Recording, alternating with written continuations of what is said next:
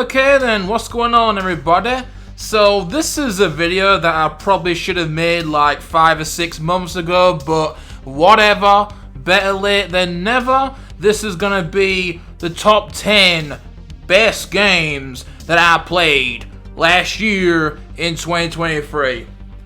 So yeah, I wanted to make this shit like, you know, in January when we entered 2024, but I just didn't do it. I don't know why. I think it's merely laziness because I've been wanting to make, I've been wanting to get back into the videos for a while now, but I don't know, just been too lazy, I guess. You know, I've been a little bit too lazy, dude. Lazy.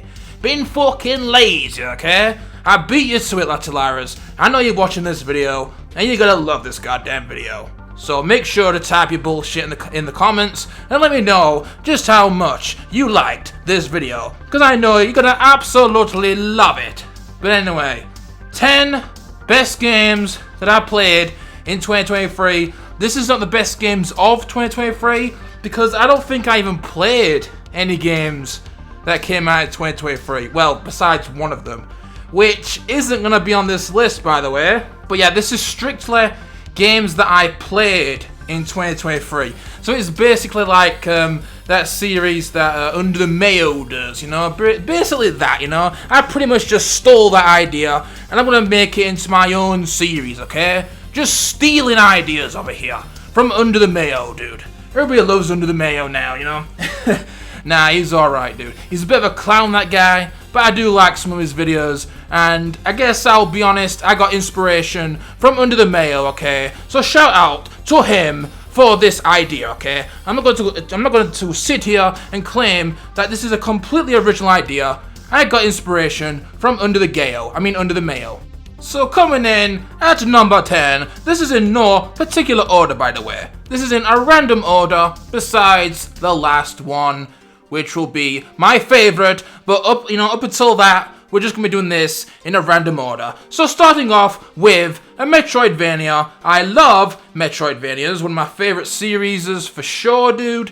Moonscars. Now this game is not quite Blasphemous good, because Blasphemous is a incredible Metroidvania. I think it's one of the best Metroidvanias, especially of this style, with the sort of medieval type shit, with the goddamn knights and the, you know, the monsters and shit, you know, the Dark Souls type shit, the Souls-like Metroidvania type game.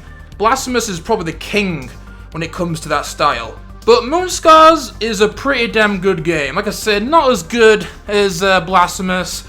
It definitely doesn't have the amount of content and just overall greatness that Blasphemous had, because, you know, that was an absolutely phenomenal game, dude. So yeah, this is a good-ass little Souls-like Metroidvania right here. It's got fun combat, dude, you know, different enemies, parrying, you know, exploring areas, finding secrets, returning to areas, boss fights, you know, good old Metroidvania type shit, dude. The art style is a little bit dull, you know, a tad dull, but I do like it, you know, I do like pixel art and more sort of gothic type themes. You know, it goes with a more gothic sort of darker theme. You know, like I said, it's a little bit on the dull side. It's mainly just like black and white. I don't think there's any other color besides black and white, which, you know, that is an interesting design choice. But obviously, you're gonna, you know, run into the risk of it looking a bit dull, and it kind of does, you know, especially compared to Blasphemous, which is an absolutely gorgeous game. Beautiful pixel art with great environments, great color usage. But yeah, this isn't about goddamn Blasphemous, dude. I keep on talking about Blasphemous, but yeah, you know, it's just a good comparison because, you know, the games are so familiar. But yeah, Moonscars, pretty much, it's just a good-ass Souls-like Metroidvania that's just not as good as Blasphemous, pretty much. But I thoroughly enjoyed the game. You know, it's got some frustrating shit in there. Your typical Souls-like shit, dude. You know, it's gonna get fucking rage-inducing at some point. But it is a good-ass Metroidvania. I platinumed it, so, you know, I must have enjoyed it if I platinumed it. And I would recommend it to anybody that is a fan of Metroidvanias, you know, Souls-like Metroidvanias, and Blasphemous, you know. Well, let me tell you something, brother. This is one of the manliest of manly games out there to be played in the history of mankind. It is motherfucking Broforce. A good-ass game right here, brother. Pure goddamn action, dude. Fast-paced. cool little, cool pixel art and shit, dude. But the gameplay is just really goddamn fun, dude. You got all these different characters, the bros, as they call them. You got all these different characters with all their different abilities and weapons. You basically die in one hit, and rather than coming back to life as that character, you will alternate between the different bros, which I kind of like. Some people may not like that. Like, maybe they, would prefer to be able to choose their character, but I do like that it's randomized, and you get given a random character. That way, then, you're forced to, experiment with all the different characters. You're not just gonna stay in your safe zone. Your safe zone, dude. My safe space, okay? Playing as goddamn B.A. Baracus over here. Oh, Arnold Schwarzenegger. Oh, goddamn fucking Bruce Willis, okay? But yeah, you're forced to play as all the different characters, which makes you experiment with all the different abilities and shit. There's tons of characters, and, some are better than others. Some characters are absolute fucking dog shit, and I wish were better. Overall, the balancing is not perfect, but it is pretty good, dude. A lot of the characters are good. You just got a handful of shitty ones that, when you get stuck with them, you're just like, oh my god, really? Why the hell do I have to play as this goddamn guy? Oh, girl, because there are girls, females in this, which is kind of weird, I mean, it's called Broforce. You play as bros, but there's women, which is a bit fucking stupid, but I don't really care, dude, This is not a woke game, dude, oh my god. It's called Broforce, but you play as women. That is so woke, dude. Nah, I don't give a shit, dude, It obviously adds more variety, dude, gives them more characters to, obviously go with. And something else that's really cool about this is, I like I said, but you play as literally Arnold Schwarzenegger, Bruce Willis, Sylvester Stallone, Will Smith, all these fucking different characters, dude. They are basically just references to all of those 80s and 90s action heroes like Arnold Schwarzenegger and stuff. All those cool-ass movies, dude, from those time periods. And, yeah, it's just fucking fun, dude, It's fun, the gameplay is awesome, the different bros are cool, the different references. I don't understand all the references, but I do understand quite a few of them, especially like Arnold Schwarzenegger. I'm like, come on, who the fuck doesn't know Arnold Schwarzenegger, dude? You got some that I don't fucking know, but, for the most part, I do know most of them, despite those movies being quite a bit past my my time. I do get quite a lot of the references, dude, My god, I'm so cool, dude. I'm so cool. I understand all of the old school movie references, man.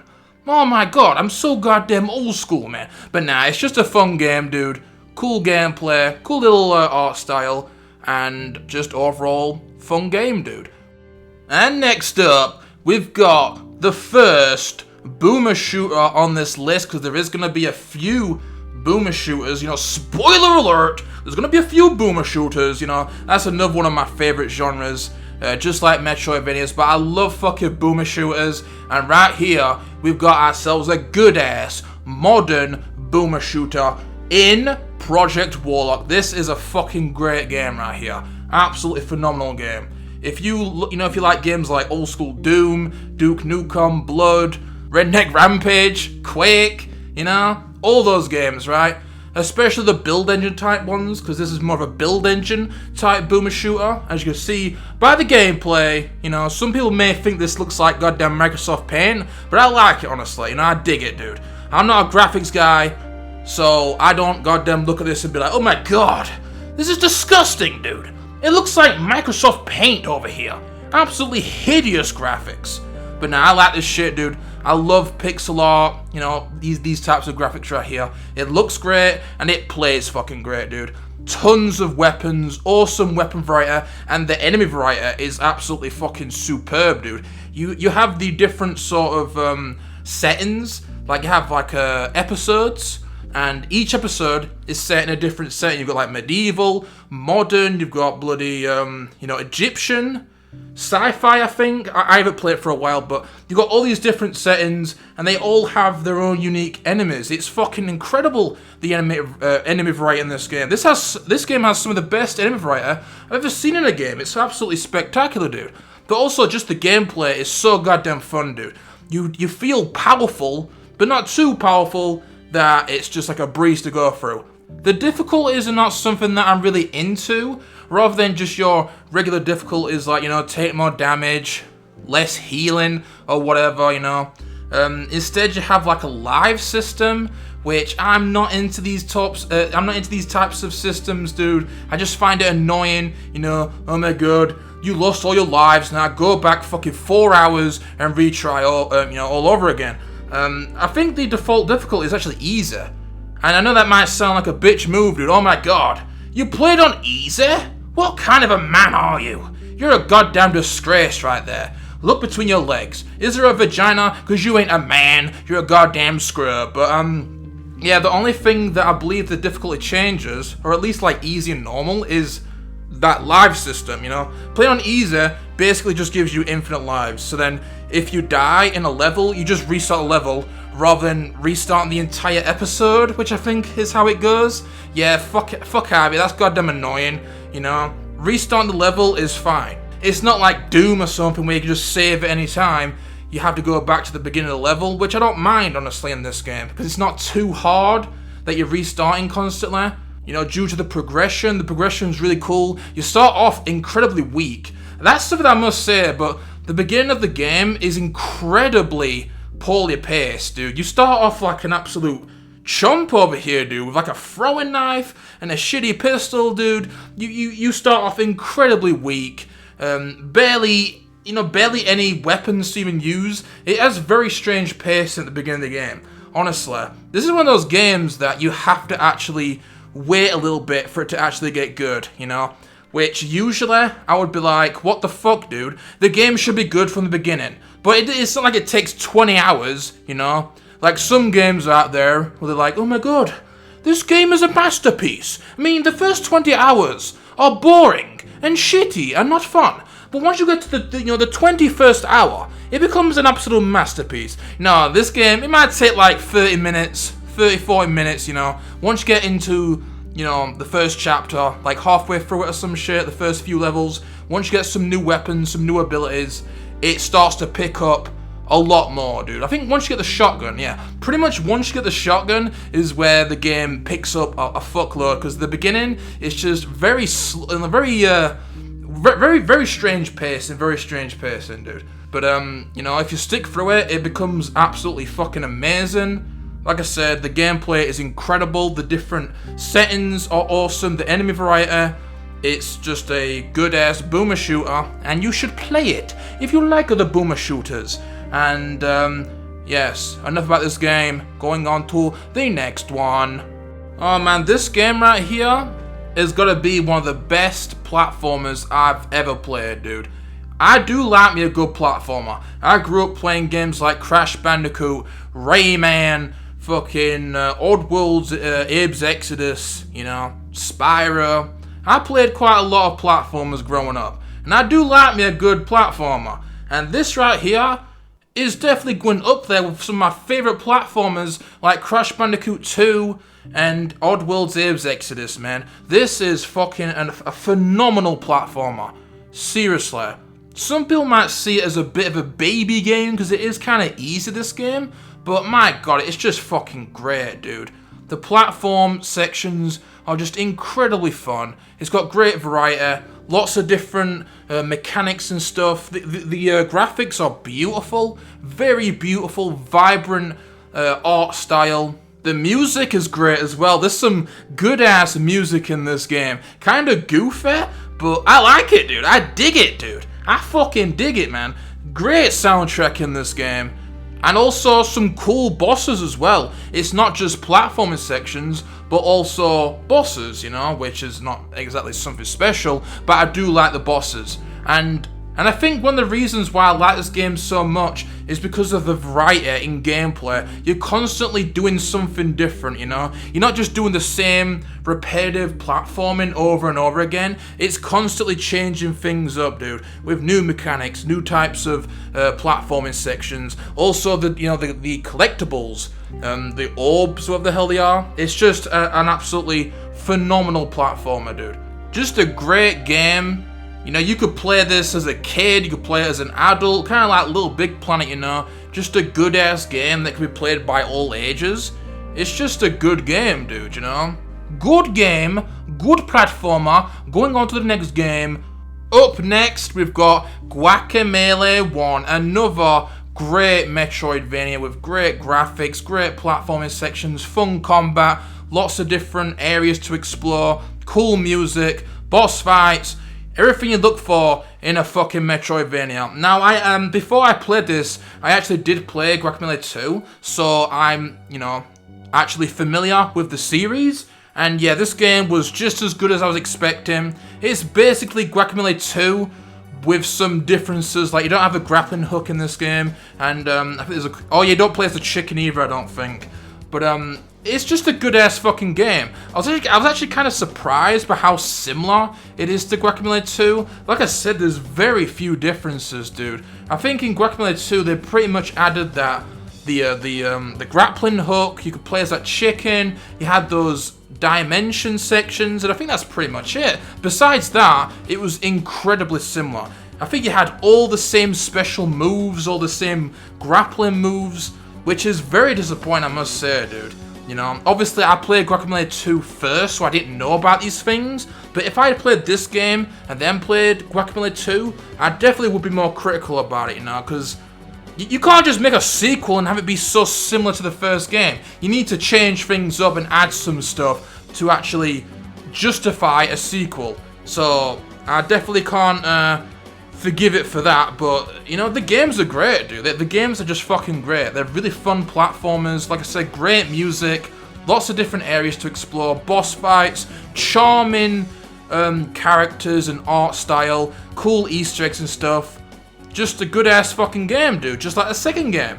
I definitely want to see a Guacamelee 3, but if they do make a Guacamelee 3, they really need to step things up, man. Because you can't just make a third game and have it be the same shit with some, with a few additions like a grappling hook and the dimension swapping. You need to add some new special moves, some new mechanics, things that you actually do in a sequel. Because that would definitely be unforgivable, honestly, if they did that again. Once you can forgive it just because they're good-ass games, but if they did that again with the third game, that would be really questionable, but yeah.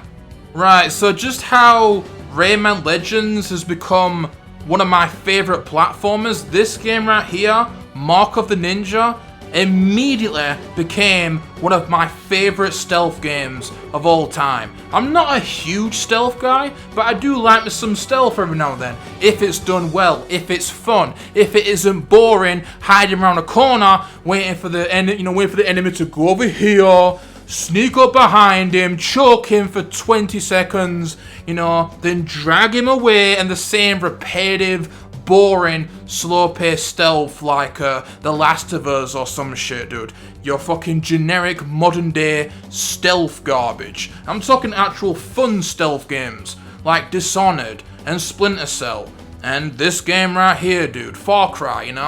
Actual fun stealth with some more, with something more to it rather than just hiding around corners and choking out enemies that takes way too long. Actual mechanics like death from above and corner takedowns and gadgets and equipment and abilities. Like I said, man, games like Dishonored, Far Cry, and this game right here with actual fast-paced stealth, dude. It isn't slow, boring, and repetitive. Actual fun fucking stealth, and this game is absolutely fucking phenomenal, dude. Great art style. I love the art style, it's got that sort of cell shading type cartoony looks, and the mechanics are just so fun, dude. The way the game works is incredibly fun. You actually feel like a ninja using gadgets, goddamn stabbing people with samurai swords, going into the shadows, climbing through vents, different ways of approaching rooms. You even have that interesting mechanic where you can toss a body in front of a guard and make him terrified. I think that's what it's called, the mechanic. You terrify the enemy and he just goes apeshit, starts spraying his gun everywhere. That's an interesting mechanic. You got some cool enemies as well. You have those enemies that they can sense you from all directions, so you have to actually adapt to the different enemies and taking out lights and stuff to hide yourself in the shadows. It's just an absolutely great stealth game, dude. interesting mechanics, you know, not super slow paced, you know, because that's just what's funny about stealth games, dude, you know. Like, the arguments with stealth games, like, oh my god, stealth is supposed to be slow, you know? You have to be slow and methodical and careful, dude. No, you don't. No, you don't, dude. Stealth can be, you know, relatively fast-paced, you know? You can have interesting, somewhat fast-paced stealth. It doesn't have to be slow and boring, dude. And this game proves it right here. Oh my god, another good-ass game right here. A side-scrolling retro game, Huntdown. Oh my god, great game right here. You know, looking back through my games, you know, to make this list, it was really hard to actually pick 10 games, because there was a ton of games that I played in 2023, dude. You know, a ton of good games, right? But Huntdown, this was a fucking great side-scroller, man. Very retro, great graphics, man. You know, I love these types of, you know, pixel art graphics, man. You know, like, some people think they're overdone, but I dig them, dude, you know? I really like pixel art graphics, man. Especially games like this, which just look absolutely fucking gorgeous, dude. If I had to, you know, if I had to pick this over realism, I would pick this any day of the week, man. This just looks way more interesting to me. But this is just a great game, man. Super great game. Awesome fucking, you know, a lot of personality to this game. Great music, great enemy types, cool settings, you know, good sound effects, just a cool-ass game, man. You've got voice actors. I always like when these indie games have voice acting. It just makes the games have a lot more personality, you know, rather than having, like, you know, mute characters and text on screen. It really shows just how much it adds to a game when it has, you know, voice acting, man. A game like Not a Hero is a great example of that. But yeah, this is just a fucking phenomenal game right here. Tons of bosses, amazing graphical style, like I said. It's just a good-ass game, man. If, you know, if you're an old-school gamer, then I would highly recommend this one. This is incredibly retro. You can tell, man. I mean, just look at it. You know, just look at it. Look at the gameplay on screen right now. You can tell just by looking at it how retro it is. And it's really goddamn fun, dude. You know, you got different weapons, different enemies. It's just a good-ass game, dude. The bosses are fun as well. That final boss, though, kind of kicked my ass a little bit, man. But, you know, eventually I beat it. And this is a game that I really wanted to platinum, but my god, the difficulty settings are brutal, dude. The hardest difficulty, you die in one hit, dude. Which isn't, you know, which doesn't sound that bad, because it has a generous checkpoint system. But there's a trophy where you have to beat every level on the hardest difficulty without dying. So you have to beat an entire level without taking a single hit, dude. I don't think I have that in me, dude. That just sounds fucked, man. That just sounds fucked. But, you know, maybe one day I'll go for it, because I love to platinum games that I enjoy, dude, you know. It gives you a reason to go back to them and keep on playing them, you know, the replay value, right? It gives you a reason to actually complete the game to, you know, the 100% or whatever. I think it was just a little bit too much for me, dude. But, you know, that doesn't change just how good the game is. You know, I played it on normal, and, you know, it's just a fun game, right? It's just a good-ass game. You don't need to play on the hardest difficulty to get the full experience, dude, you know? Because even on normal, it's not super easy, you know? I think you're down like 5 hits, so it's not super easy. Really cool retro game right here. I would highly recommend it, dude. Just like all the other games, you know? Do I need to keep on saying that? I would recommend all of these games.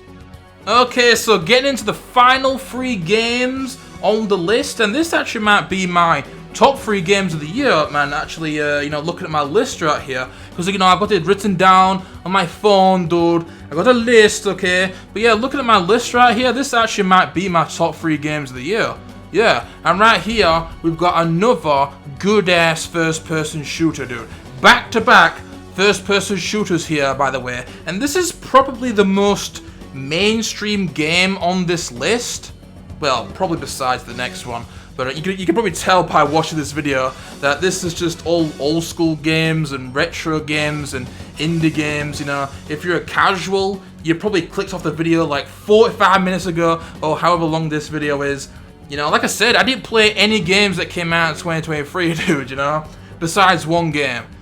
But, yeah, it's just all fucking old games, dude. And right here, we've got an absolutely you know, a really fun first-person shooter right here. Actually, it really surprised me just how fun this game was, man. Call of Juarez, Gunslinger. I bet you nobody's ever even heard of this game, or ever even heard of the series, dude. I played every single game in this series. You've got 4 games altogether. 3 of them are good, 1 of them is shit. First game's good, but kind of jank. Second game was an improvement. Bound in Blood, that was a cool-ass game right there. But this one here is easily my favourite, just because of how fun the gameplay is. The gunplay is just, I don't know what it is, dude. I don't know what it is. I think it's a combination of the graphics, the gun, just the sound effects and the way it feels. I don't know what it is, but the gunplay in this game is just so fun, dude. This game isn't particularly anything deep. It's a very simple game, a very short game, you know? It only takes about 6 hours to beat this shit. Like, when this shit, when this game first came out, it was, sold for like $30 or whatever. It wasn't a full game, right?